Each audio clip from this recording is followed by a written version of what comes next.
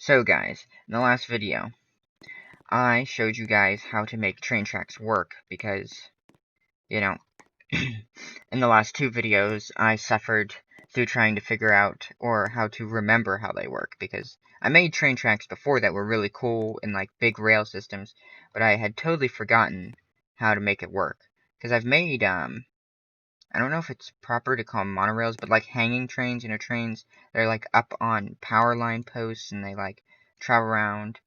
I don't know what the difference is between all the trains. All trains are sort of the same to me. I know if you're like a train lover, you would be insulted by that statement, but to me, like trains and cars are all very similar. But here, what I'm going to do is I'm going to show you how to make a train car, right? But not a train, like a car that connects to the train. And it's actually very simple. And we're going to use the train we had before. And of course, our friend who's building a giant levitating spacecraft box from the universe of yesteryear is still here as well to join us. Here, we'll just admire their art so it gets loved as well. And now I'll go ahead and get started in building our train car. So our train from last time still works. I need to fix the train track, of course. And I need to go up here and double check that. And I'll get started here in a second building the train after I fix the train track. Because I don't want the train to like explode off the rails while we're testing it. And as you can see from last time, we still have our straight part of the track and our curvy part of the track, which you can see here. Let me make sure it all works now. Ooh, that's a yucky transition. But it still should work, so let me go backwards, and you'll see where it sort of pops through and almost breaks. It actually broke, as you can see. I broke the train. It's alright, though. You can just drive it right back into the tracks. Just line it on up here. There we go. So, I'll use a straight track to show you guys how to do train cars. Let me get rid of this track at the end.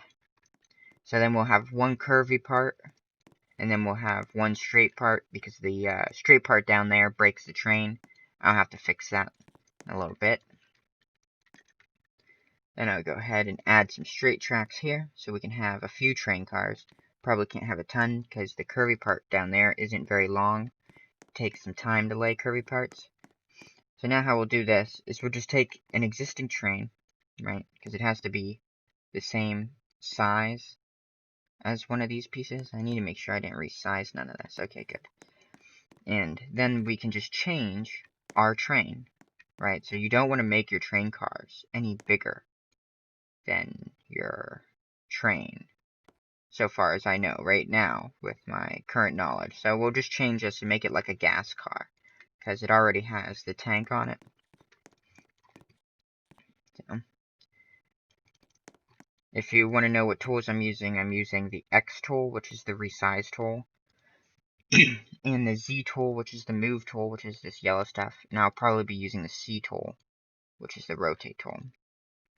And though the ZCX is the hotkey, and what a hotkey is like the button on your keyboard to get to it. You can see here, I'll show you. If I hit X, I go straight to that tool, and if I click on a block, now I'm on the resize tool. If I hit Z, now I'm on the move tool, and if I hit C, I'm now on the rotate tool. But now, as you can see, my car is pretty good, all nice and set up. I just want to move my wheels around. It sort of looks weird that the wheels are like in strange places.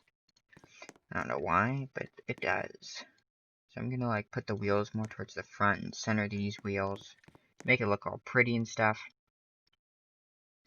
And then it would be time for the next step, which is to put a copy of this onto the tracks.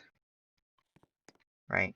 So this is now on our track, right? And how I copied that is I held Shift, I clicked anywhere on my computer screen, and I dragged my thing, which creates this box, and I let go, and now it's all has this like glowing lines around it, and then I held Shift C, and it made a copy.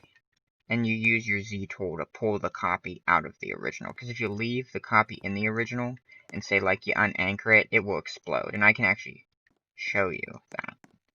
It's actually pretty enjoyable to watch, like if you're bored. See? And then like you get all sorts of pieces everywhere, except for the wheels don't explode. But yeah. So now we need to make a copy of this orange piece here. So we do Shift C, and then we go to our X tool and we resize it. Because what we want to do is we want to hook this thing to our train. And we want to put a hinge on this block. And I'll show you how to do that here in a second. And then we might have to anchor our train, because I don't want to break my train. You guys probably can build new trains and stuff.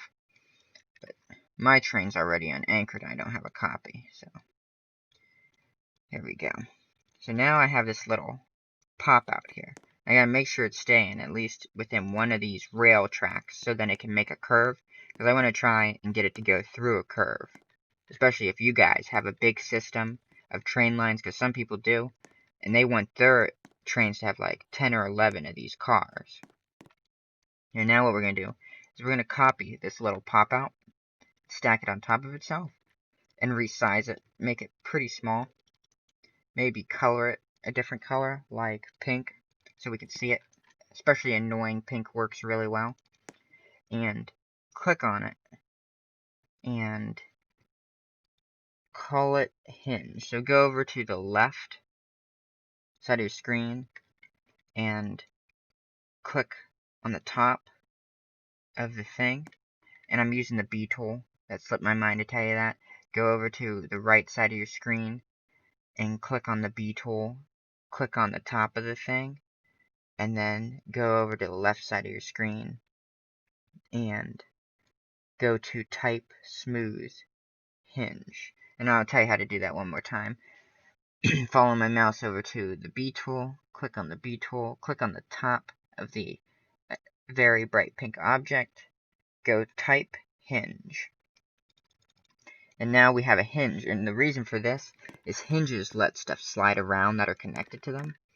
And now what we're going to do is we're going to make a copy of this. So we're going to hit Shift, click, click, and we're going to select both the pink and orange thing and make a copy, like this. Click, click, copy. And then we're going to move our copy, and we're going to connect the copy over to the train. And I'm using the C tool right now to do rotation. And I set my increment on my C tool right here, this increment, which is usually on the left side, to the train here. So I'm connecting this thing to the train. Now that it's there, I'm going to select it all. So click on the orange block you moved close to the train, click on the purple thing that you moved close to the train, purple, pink, potato, potato. Not really. Pink is different than purple. And click on the base block of the train, so the bottom of the train. Go over to the F tool. Follow my mouse to the F tool. And weld last. Then an anchor here. Great. So now this all can move separately. And what we're going to do is we're going to add a normal block. And we're just going to slowly maneuver it into position here. Because this train car is loose, not doing anything. We're just going to push this onto this. See how like I can drag it around? You want to drag your normal block on top of that, because that's going to like connect that to the pink thing. And make sure it's touching the pink thing. And then use normal to adjust its size. Because what we're going to do is we're going to hook these two train cars together. And since this train's all unanchored, you could just slide it right back. We want to make sure, though, that these trains are still inside of good area of track. Otherwise, they won't make it through this curved track. Now let's go ahead and make our little connector block smaller. Make sure they're making good contact. And all we have to do is unanchor our connector block. And it should just hook the two trains together. So now these two trains are connected. And then what you got to do is you got to take the pink thing and orange thing that's on your train car. then you gotta select them and weld it to the train car. So, we gotta make sure we have all our train car pieces selected, plus that, minus the train car wheels. So see how I don't have any of the wheels selected? Because remember, you never weld the wheels to the thing.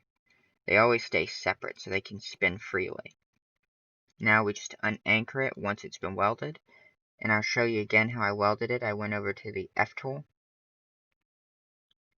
And I went over to the left side. And I hit weld to last. And then I went unanchor. And then I unanchored it. And now this is free moving. But now we have to unanchor the wheels. So now we just hold shift and we select all the wheels of the train car. And we unanchor. And now I have a train car. Now there is a pretty high chance this is going to break for me because I don't have a perfect system going here. I don't think my wheels are spinning. Oh no, yeah they are. So it looks like it's working for me right now. Oh, it looks like we might have a problem. Nope, it's working. So we made a working train, it looks like. See, and you can see that my train's following the curve, and a good test of your train and train car is if it can go backwards through a curve. Because a lot of people who make trains will go backwards and forwards. You can see how when I went backwards to this part of the curve, there was a lot of wobbling. As you can see, we can go back through, and now that's how you make a train car. And the reason we do this is because this bolt hinges. It allows the train and the train car to flex, because if you just hook this rear train car to your train without a bolt that flexes, it makes it all one train, and then you would have 2 times as much area going through singular tracks. So you want them to be almost as if they're 2 different trains. And that's what this bolt does. So you gotta imagine it as if this is one train car and this is another, and this train car that is the engine pulls that one, and this takes up this track and that takes up that track. But you'll probably do more enjoying building trains and having fun than dealing with the secret geometry junk behind the actual junk. So I hope you enjoyed this and enjoyed the track building and everything. Okay, goodbye.